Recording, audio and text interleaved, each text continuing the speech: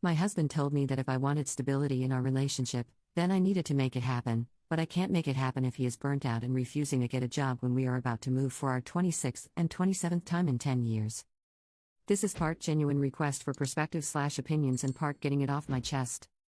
My husband, 36M, and I, 35F, have been married 10 years. We have a good marriage and have never faced any truly difficult times.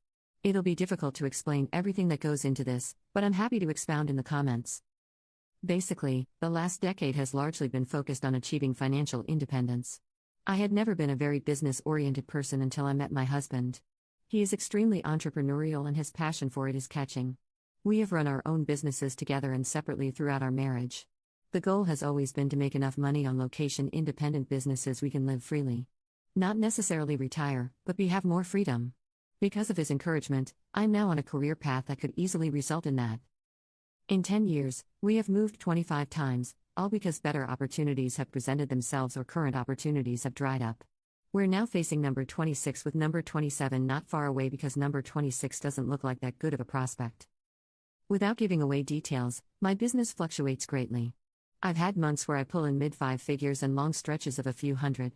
My career outside of this is food service with a very definite wage ceiling. My husband's career is professional and he can easily find a six-figure salary position. His current online business currently brings in low four figures. We have always relied on his going back to work when money runs low. He's in high demand, can practically snap his fingers and get a job. I cannot. Here's the conflict and where I'll try to eliminate as much of my bias as possible. My husband is completely burned out. He physically and emotionally can't deal with the stress of going to work right now. He has supported me through the last couple of years when my income has been low. I've always been aware of my financial contribution and make up for it by carrying the grand majority of the household chores. Even when I was working 60+ hours as a manager and pulling in half his wage. But as our savings are dwindling, it's looking more and more like I'll have to get a job. That means pushing my business to the back burner, working a physically demanding job, all for a quarter of the pay he could get. I'm not one to spend money. We didn't have a wedding. We bought my wedding band 3 years after we got married. I cut my own hair. I work from home in sweatpants. It's not as though I forced him to work jobs he hates in order to provide me with an extravagant lifestyle. I have worked jobs to help provide for us in the past, and even when my business isn't earning a ton, I still put in 50+ hours a week. I'm craving stability. Not permanence, just the feeling that I can unpack our boxes and not feel like I should save them in a closet knowing in 6 to 9 months I'll need them again. We've been child-free for years, but the last couple years the topic has been coming up more and more. Yet I feel it's impossible to even discuss the idea of starting a family in the face of such uncertainty. I miss my cats, they're living with my parents overseas. I want a fish tank and a place to hang pictures. He says, if you want those things, then make them happen. Which, fair enough. I completely agree with. I don't want to rely on him to provide the life I want, however it leaves me feeling a combination of emotions I can't really put a word to. I find myself going through mental exercises of, what would I do in this situation if I were single? How would I support myself? And I start to feel resentful. I'm not single. I'm married. And not only that, I'm not sure I can make enough money to support us. I desperately want him to find what it is he's meant to do. I don't care about the money or the dreams of financial independence if it means he's miserable trying to get there. He's been trying to work out which direction to change to for the past year and has yet to come up with anything solid. I know it's all about give and take, but I can't help but feel. I don't know. I don't have the words. And I'm at a complete loss as to how we resolve this. BTW, we have talked about all of this about 1,957 times already. There is nothing written here he hasn't heard before. Edit, I appreciate all the comments and opinions. This got a lot more response than I expected. Just a few things. It's difficult to sum up an entire life in a few hundred words. The moves have been for varied and obviously with 25 of them, multiple reasons. Some were because my husband was offered a good job. Others were to be nearer family. I've been pursing my side business for the last 3.5 years. The 7 prior to that I was in full-time employment, sometimes working a full-time job while also helping to run our own business. He has not financially supported me for 10 years. I'm not sure where people got MLM from, but I'm in a creative field. As I said, I don't want to reveal details, but I create products and then sell them online. We are not scam artists, nor do we have to leave town because people are catching on to our pyramid scheme, lol. As far as financials go, again, it's impossible to sum up 10 years of income. But we go through feast and famine periods. Times when money is flowing in and times when we live off what we've earned. We never live outside our means, and when money is good, we put thousands a month away to prepare for the down times. It's not a typical way of living, so I understand it's not easily relatable. Commenter 1. So, you both have entrepreneurial side businesses and full-time jobs? Plus moving every 3 to 6 months for the last 10 years? That would burn anybody out. I know financial independence is a dream, but it seems like if both put down roots, maybe for a specified time, like 4 years, and found stability, burnout wouldn't be a factor.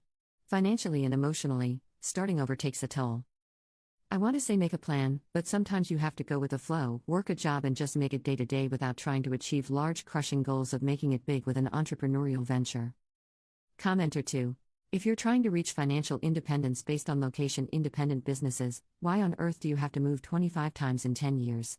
Why on earth are you moving for number 26 if you think you'll have to move again for number 27? It sounds to me like there is something wrong with how your husband is pursuing financial independence, and I'm worried that your husband is not so much entrepreneurial as chasing money schemes uphill and down dale. After 10 years of working on it, how close are you to your net worth goal? You sound very frugal. Surely after 10 years you have a solid nest egg, and are seeing that net worth start to grow through compound interest? Why do you say your savings are dwindling when his business brings in enough money to pay the bills? From a FI/RE perspective, this just doesn't add up. Even if this strategy really is working in a money sense, if you are sick of moving and long for stability, the strategy is not working for you or your marriage. I think your reaction to the current circumstances is about a bigger set of issues than just going back to work. You sound like you're at the end of your rope with a lot of things: moving, housework, children, and going back to low ROI work is the last straw. As others have said, your husband needs to treat his burnout. You sound burned out too. You both need to take a step back and look at your plans and lifestyle, through marriage counseling, financial advice, whatever will help you review with clear eyes and get on the same page. Your current plans and lifestyle are clearly not working for either of you. Update 1, 10 months later. I'm writing partly to sort all this out in my head and partly for outside perspectives. I don't even know what to think anymore. Again, I'm happy to explain any details that need fleshing out if it helps. I'll try to be concise, and I truly appreciate you reading. 9 months ago, I posted asking for help about my frustration with going back to work after my husband burned out in his career, previous post in my history. For the sake of anonymity, I try to be vague with the details, and many thought our work was on the dodgy side. I don't care about keeping it anonymous. All these factors are relevant. I'm an author, I self-published books and made a decent living doing it for several years. My husband is a software developer and mainly buys existing online companies and fixes them up to sell. When that's not working, he tries to work a normal 9 to 5, but typically lasts no more than 6 months. His last attempt was 1 day. My career before this was in the food industry, which means bad pay, long hours, and very sore feet. I got a job that pays 95% of the bills, the rest is covered by savings. Yeah, I'd rather be working for myself, but I like it. I'm good at it. It's the first time I actually enjoy going to work. For the last few months, I've been slowly changing, and it feels like my husband and I are drifting apart. At first I thought it was a natural phase. Things will definitely feel different compared to working under the same roof all day and night. Now, I don't know. From the previous thread, he says, if you want those things, then make them happen. Which, fair enough. I completely agree with. I don't want to rely on him to provide the life I want, however it leaves me feeling a combination of emotions I can't really put a word to. I find myself going through mental exercises of, what would I do in this situation if I were single? How would I support myself? And I start to feel resentful. I'm not single. I'm married. And not only that, I'm not sure I can make enough money to support us. I am making enough money to support us, and it feels good. It's given me confidence in a way I haven't had before. But, it's also made something glaringly obvious in our relationship. We disagree on just about everything, and we have very little in common. I'm happy to work on my writing on the side while I work. He thinks I've given up on our dream and have settled for a world, the 9 to 5, MF world, he is loath to spend time in. He sold his business and is still figuring out what he wants to do next. I want to buy a flat in the city. He wants to move to the country, or use our savings to travel or live remotely. I want to settle for a while and make friends. He thinks there's plenty of time for that in the future. I want to make our home cozy and put up decorations like photos and artwork. While he likes it, he thinks of it all as just pointless stuff we shouldn't waste money on. I could go on, but you get it. It feels like literally everything I like, he hates. I've also realized that most of the moves, most of the big decisions were things I went along with. I'm not saying he bullied me or anything, just that I didn't feel too strongly one way or the other, so tended to go with what he wanted. Of course, we talked about it, but it rarely was me pulling in the bulk of the income, so I didn't feel like I had much of a say. Now I feel strongly about a life direction and have the ability to make it happen, and I feel guilty? He says I've changed, that he's the same as he's been, wants the same things he's always wanted. This is me altering the situation, which I agree with. But it's not like it's this massive bait and switch plan. Our entire marriage I've talked about settling down. I'm rambling. Here's the way I see it. We both love each other and genuinely want to make the other happy, which is why over 10 years, we've both compromised on choices that go against what we individually want. He goes to work for a little while so I can have a semi-stable home. I bounce around the world with him so he can discover himself and his career. But our tolerance for these periods have become too short to manage. He physically can't work for another person. I want to scream when I think about packing up my stuff and starting over again. Have we just spent so much of our marriage being distracted by the exciting newness of moving and pushing for financial independence, we didn't notice how little we have in common otherwise? I can't help but feel like this is on me, not my fault, per se, but on my shoulders. I'm the one rocking the status quo, and if I want things to balance out, it's up to me to adjust my expectations. Commenter: You guys sound super incompatible. Is this really the man who you imagine building the life you want with? If you want a chance to keep this marriage afloat, I'd seriously consider couples counseling to see if you can find compromises here that both of you can agree to.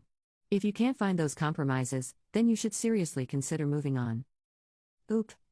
Yeah, I want to continue my life with him. I love him, I like him. We do enjoy each other's company.